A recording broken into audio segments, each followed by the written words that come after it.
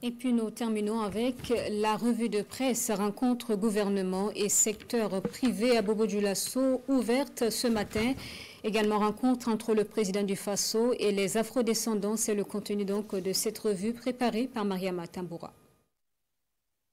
Le sujet fait la une des parutions du jour. La rencontre du président du Faso, le chef de l'État, le capitaine Ibrahim Traoré et les afrodescendants. IB parle aux descendants de Kunta Kinte, écrit aujourd'hui au Faso pour qui la présence de ces afrodescendants est la preuve que le Burkina se ferait un chemin que d'autres veulent découvrir, n'en déplaise aux contempteurs du pays des hommes intègres. Mieux, pour le journal Le Quotidien, leur présence a donné une image forte, positive et rayonnante du Burkina Faso, celle d'une nation digne, hospitalière et résolument tournée vers l'avenir.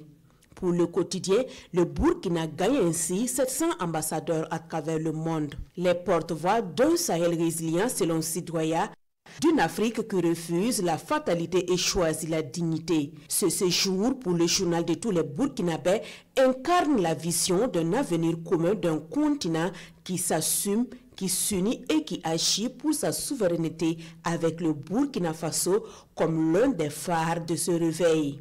Dans sa parution du jour, l'Express du Faso s'intéresse à la rencontre gouvernement-secteur privé. Le quotidien Bobolé appelle chacune des deux parties à jouer son rôle.